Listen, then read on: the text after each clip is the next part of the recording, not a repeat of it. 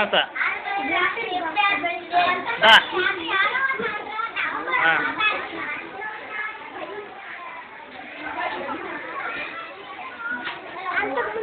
చాలులే చెప్పండి మానస నువ్వు ఇక్కడ చెప్పండి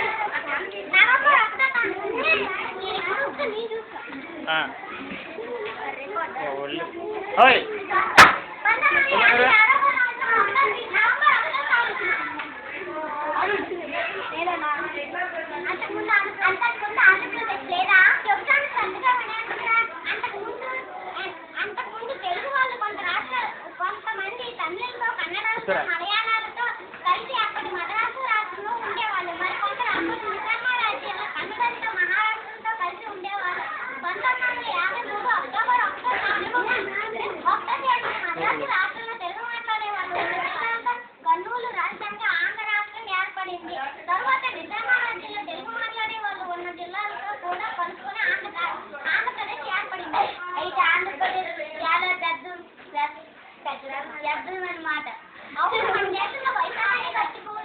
జనాభాని బట్టి కూడా మన రాష్ట్రం 5వ స్థానంలో ఉంది. మన రాష్ట్రం జనాభా ఎంత మామియా? సుమారు 7,58,00,000.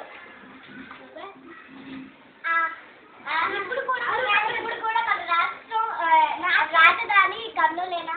కాదు. ఇప్పుడు మన రాష్ట్రానికి అంటే ఆంధ్రప్రదేశ్ రాజధాని హైదరాబాద్. మన రాష్ట్రానికి ఎన్ని జిల్లాలు ఉన్నాయి? నేను చెప్తాను. 23 జిల్లాలు ఉన్నాయి. ఇంకా మన రాష్ట్రాల గురించి చెప్పు మామయ్య. మన రాష్ట్రంలో దక్షిణ తమిళనాడు, పడమట కర్ణాటక, ఉత్తర మహారాష్ట్ర, మధ్యప్రదేశ్, ఒడిశా రాష్ట్రాలు, తూర్పున బంగాళాఖాతంలో ఉన్నాయి. మన రాష్ట్రంలో ఎన్ని నదులు ఉన్నాయి మామయ్య? మన రాష్ట్రంలో గోదావరి, కృష్ణ, పెన్నా మొదలైన పెద్ద నదులు ఇంకా చిన్న నదులు చాలా ఉన్నాయి. గోదావరి మీద ధవళేశ్వరం వద్ద, కృష్ణా నది మీద విజయవాడ వద్ద సహస్ర కట్టణని ఆంగ్లేయ ఇంజనీర్ ఆనకట్టలు సృష్టించి కాలువల ద్వారా వేల కొద్ది ఎకరాల పంట పొలాలకు నీరు అందేటట్టు చేశాడు.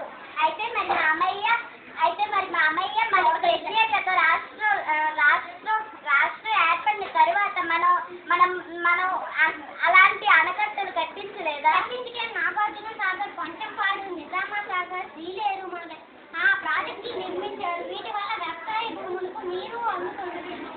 రాష్ట్రం అందరికీ మంచినీరు సరఫరా అవుతున్నది. ఇంకా విద్యార్థులకి కూడా లభిస్తున్నది. రాష్ట్రం పట్లు బాగా పడతాయిగా? అవును. మన రాష్ట్రంలో సారవంతమైన భూములు ఉన్నాయి. నది ప్రాజెక్టుల వల్ల వ్యవసాయానికి కావాల్సిన నీరు లభిస్తుంది. అందువల్ల పంటలు బాగా పండుతున్నాయి.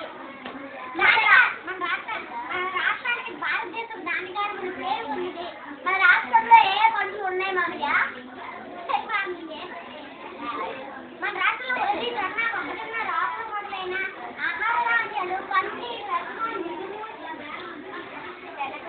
మినుము, శనగ, ఉలవలు మొదలైన పప్పు ధాన్యాలు, పొగాకు, పత్తి, చెరుకు, మిరప, ఉల్లి, జనుము, పసుపు, జనుము మొదలైన నగర పంటలు, వేరుశెనగ, ఆముదాలు, నువ్వులు, పిచ్చుగులు, కొబ్బరి మొదలైన నూనె గింజలు బాగా పండుతున్నాయి. రాష్ట్రంలో దూరిని ఖనిజాలు వంటి ఖనిజాలంటే మామయ్య, ఖనిజాలంటే భూమిలోని కలిగి మన రాష్ట్రంలో నేలబొగ్గు, ఇనుము, మంగనీసు మొదలైన విరివిగా దొరుకుతున్నాయి. మన రాష్ట్రంలో అడవులు చాలా ఉన్నాయి కదా మామయ్య? అవునమ్మా. మన రాష్ట్ర విస్తీర్ణం బట్టి 5వ వంతు అడవులు ఉన్నాయి. మన రాష్ట్రంలో పరిశ్రమలు ఉన్నాయా? మన రాష్ట్రంలో పరిశ్రమలు లేకపోవడమే. హైదరాబాద్ లో భారీ విద్యుత్ పరిశ్రమల పరిశ్రమ, విశాఖపట్నంలో నౌకా నిర్మాణ పరిశ్రమ, పెద్ద ఇంకా ఎరువులు, సిమెంట్, పంచదార, మందులు మొదలైన తయారీ మొదలైన పరిశ్రమలు ఉన్నాయి. రవాణా సౌకర్యాలు కూడా బాగా అభివృద్ధి చెందుతుంది. విద్యారంగం కూడా మన రాష్ట్రంలో బాగా అభివృద్ధి చెందుతున్నది. అక్షరాస్యత సంఖ్య పెరుగుతున్నది. ప్రాథమిక సభ స్థాయి నుంచి విశ్వవిద్యాలయం స్థాయి వరకు మన రాష్ట్రంలో ఎన్నెన్నో విద్యా సంస్థలు ఉన్నాయి. మన రాష్ట్రం గురించి చాలా